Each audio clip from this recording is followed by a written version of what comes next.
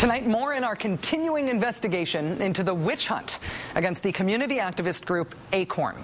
The corporate roots of that witch hunt, its baldly dishonest tactics, and its ultimate dislocation from the warranted facts.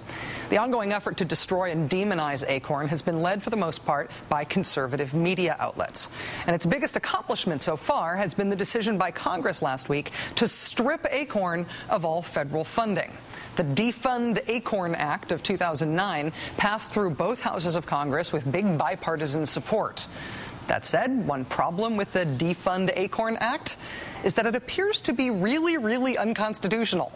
In constitutional terms, the Defund ACORN Act has what's called a Bill of Attainder problem. Don't worry if you don't know what that is. It's one of those things from constitutional law that sounds really obscure and impenetrable, like the Commerce Clause or the Privacy Penumbra, but it's actually sort of easy. In Article 1 of the Constitution, it says bills of attainder are banned. And that just means that you can't pass legislation that directly targets one individual or one specific group of people.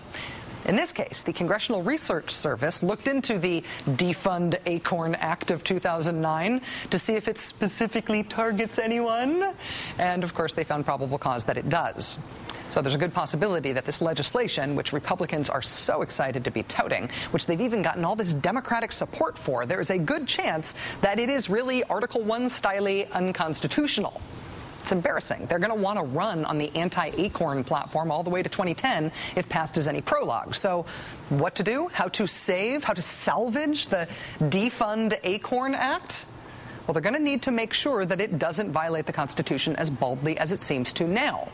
So where the Defund ACORN Act says it's going to cut off funding for an organization that's ever been indicted for breaking campaign finance laws, or that's ever filed fraudulent paperwork with any state or federal agency, if this is going to be constitutional, that can't only be enforced against this one group. Can't only be enforced against ACORN. It's got to be for everyone. So giant government defense contractors, Lockheed Martin and Northrop Grumman, looks like you're out of luck. Lockheed Martin has been forced to pay at least $68 million for getting caught 11 separate times committing government contract fraud. Northrop Grumman has had to pay around $500 million for getting caught 9 times for contract fraud. Sorry, guys, but if we're going to nail ACORN here, you got to go. And if fraud is going to be the new issue in our newfound enthusiasm for defunding people, then Blackwater's going to have a problem too. In just one of Blackwater's many government contracts, they were recently found to have defrauded the government to the tune of $55 million. And that's just one Blackwater contract, and they've got lots of contracts. But if fraud's not bad enough for you, how about murder? Because 5 Blackwater employees have been charged with murder during the course of their government-contracted duties in Iraq. Is murder enough to defund Blackwater? How about if the people they're killing, the contractors are killing, aren't just Iraqi civilians or somebody else we don't know? How about if they're U.S. troops? Because KBR, with its government contracts, is under investigation for killing 16 American troops who were electrocuted through KBR's shoddy work supposedly building and maintaining living quarters for our troops in Iraq.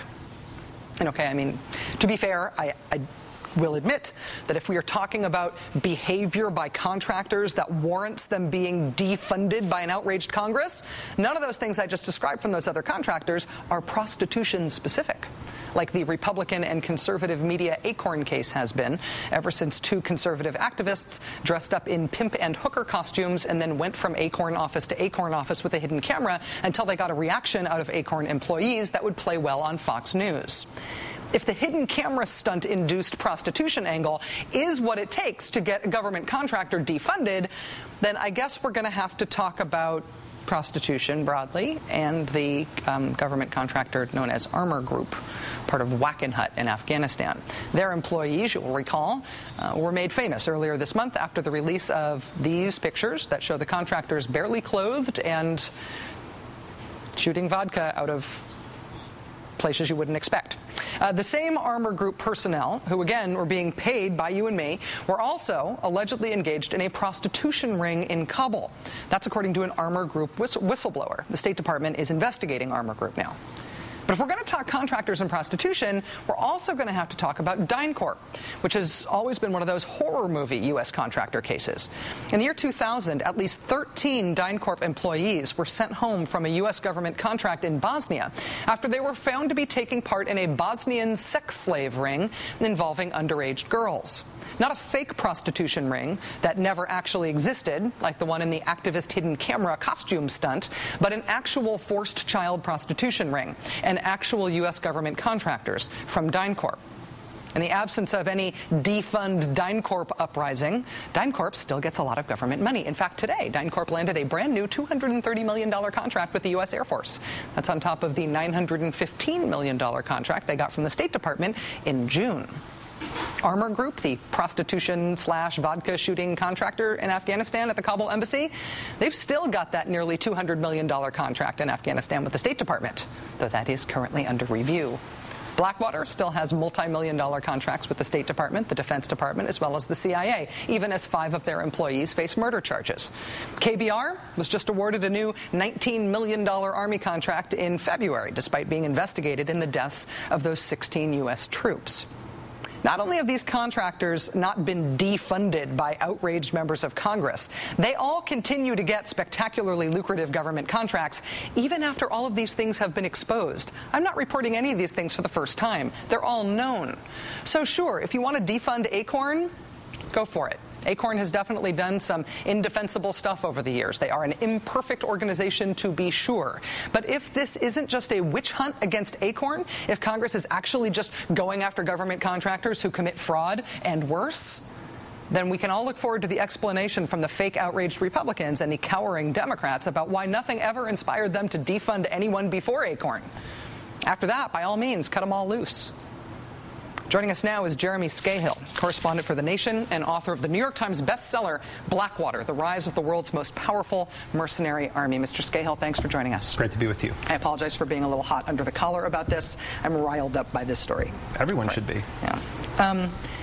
If miraculously the defund ACORN language survives as it is, are defense contractors at all worried about Congress actually cutting them off? Absolutely not. I mean, look, the fact of the matter is this. The Democrats, and there were a lot of them that voted with the Republicans on this. In fact, only 75 Democrats voted against this Defund ACORN Act in the House, and only a handful of senators voted against it on the other side. The fact is that some of the best congresspeople on the issue of war contractors have never come forward and introduced a Defund Blackwater Act or a Defund DynCorp Act. Claire McCaskill, who actually has been a pit bull on the contracting issue, she voted in favor of defunding ACORN and yet hasn't proposed legislation to go after any of these war contractors. Look, Rachel, as you know, this is political. This isn't really about upholding the law. On the one hand, you have an organization that registered 1.3 million people to vote, 400,000 members, works with the poor and working class people of this nation. They don't have lobbying power in the form of massive campaign contributions. On the other side, you have 600 war corporations right now on the U.S. government payroll. You want to know an actual election scandal? 25 to 40 cents on every dollar we spend on the wars in Iraq and Afghanistan, $2.5 billion a week. That money goes directly to these war corporations, who in turn contribute campaign dollars to the Republicans and Democrats who continue to fund their operations. That's the real scandal here. The thing that is, I think, frustrating about the ACORN story, and that's, I think, part of the reason that I do have this sort of unexpected emotion about it. I mean, we talk about a lot of outrageous things all the time, but I'm really, the story really grabs me. It's the reason we're going to be doing it for a few days. It's because ACORN doesn't have to be a sainted organization. They don't have to be perfect in order for what's being done to them to be an outrage. And I guess I'm trying to contextualize them against other contractors in order to understand whether or not their sins ought to be being discussed before the sins of organizations like Blackwater. Okay, let's look at this. If there ever was a moment where there should have been a standard where individuals should have been held accountable for the crimes of others, it would have been the Bush folks when it came to the torture program. It would have been Eric Prince when it came to the operations of Blackwater. What we're talking about here in the case of ACORN is $53 million in federal funding over 15 years that largely went for low-income housing, poor people housing.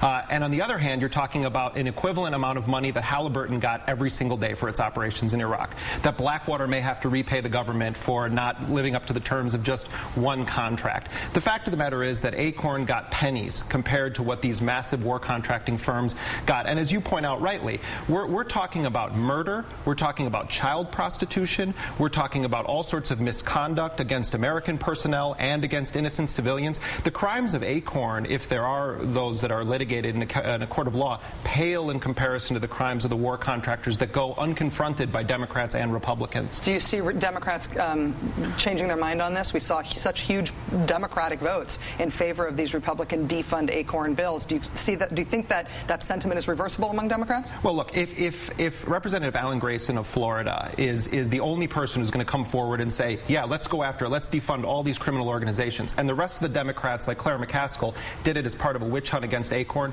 then it's a sad day in this country, because what it means is there is no spine in that Congress when it comes to standing up against the real crooks and criminals in this society. It's an outrage. Jeremy Scahill, correspondent for The Nation, author of Blackwater, The Rise of the World's Most Powerful Mercenary Army, of course, New York Times bestseller. Jeremy, it's great to have you on the show. Thanks for being here. It's an honor to be with you, Rachel.